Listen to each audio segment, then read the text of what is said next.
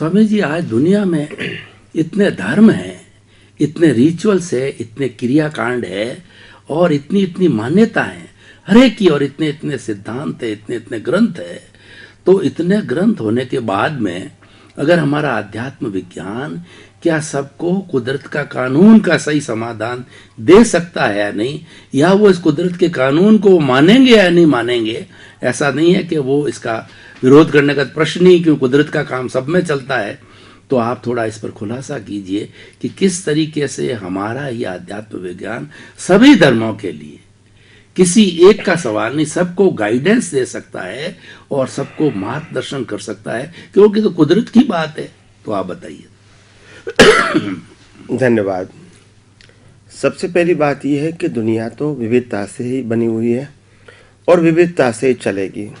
कोई एक धर्म पूरे विश्व का संचालन नहीं कर सकता है, कोई एक भगवान या गुरु विश्व का संचालन नहीं कर सकता है, और कोई एक धर्म ग्रंथ और रिचुअल्स या मंत्र पूरे विश्व का संचालन नहीं कर सकता है। मगर महान पुरुष ऐसा रास्ता बताते हैं जो सबके लिए एक होता है और सबके लिए समाधानकारी होता है। तो इसीलिए यह आध्यात्मिक विज्ञान के माध्यम से हर व्यक्ति को अपने जीवन में समाधान मिल सकता है। ऐसा नहीं कि आपको ये सब अपनी जो कुल धर्म है या मान्यता है वो अब छोड़ना है, बदलना है, इसको निकालना है, ये विषय नहीं है। क्योंकि ये बात साफ है कि प्रकृति तो विविधता से बनी हुई है और विविधता के आधार से ही वो चलेगी। कोई राम को माने, कोई कृष्ण को माने, कोई महावीर को माने, कोई शिव को माने, कोई स्वामीनारायण को माने, कोई क्राइस्ट को माने, कोई पैगंबर को माने। हो सकता है मान्यता अलग अलग हो सकती है, मगर ये विज्ञान ये कहता है प्राकृतिक धर्म और आत्मधर्म दोनों अलग अलग है। तो आत्मधर्म का मतलब होता है आत्मा ही सेंटर है और आत्मा ही परमात्मा है और आत्मा ही सर्वशक्तिमान है। तो इसीलिए मैं आत्मा को मानता हूँ। इसका मतलब ये नहीं कि मैं राम को नहीं मानूं, कृष्ण को नहीं मानूं, महावीर को नहीं मानूं, क्योंकि राम कृष्ण महावीर में भी वही आत्मा थे। मगर हम व्यक्ति के रूप में भगवान को मानते हैं, वो कुल धर्म है, और आत्मा के रूप में भगवान को मानते हैं, वो मूल धर्म है। तो मूल धर्म और कुल धर्म दोनों पैरेलल है। कुल धर्म प्रकृति का धर्म है और मूल धर्म दृष्टि का धर्म है। मगर लोग क्या समझते हैं कि कुल धर्म से ही हमारा जीवन चलेगा।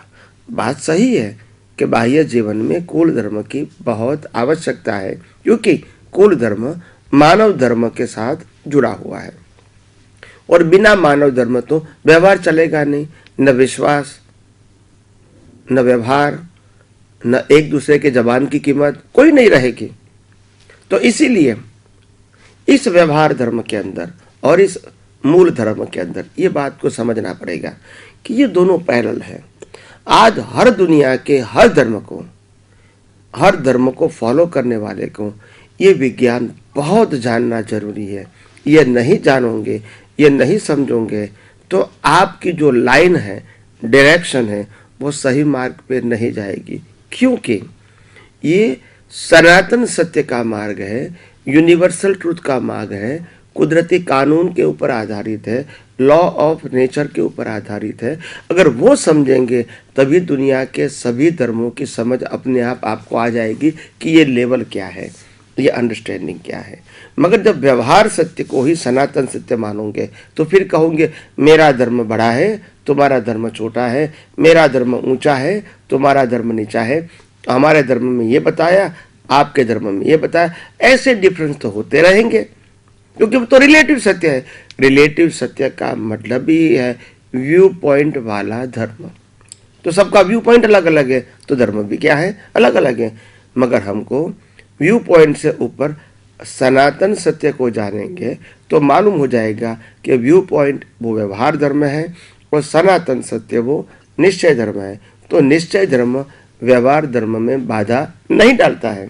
दोनों का रोल अलग अलग है और दोनों का अस्तित्व अलग अलग है। प्रकृति का अस्तित्व टेम्पररी है, तो उसका धर्म भी टेम्पररी है। मैं परमानेंट हूँ तो मेरा धर्म भी परमानेंट है और मेरी दृष्टि भी परमानेंट के ऊपर है। तो इसीलिए जो भी व्यक्ति को आध्यात्म के मार्ग में आगे बढ़ना है, इसको ये कुल धर्म, व्यवहार धर्म और क्रियाकांड वो बाधक नहीं होती है। बाहर की कोई भी परिस्थिति उनको मूल धर्म में समझने के लिए, आध्यात्म मार्ग में आगे बढ़ने के लिए, अनुभव के मार्ग में आगे बढ़ने के लिए, सनातन सत्य को जानने के लिए ये बाह्य धर्म, कुल धर्म, व्यवहार धर्म बीच में नहीं आएगा।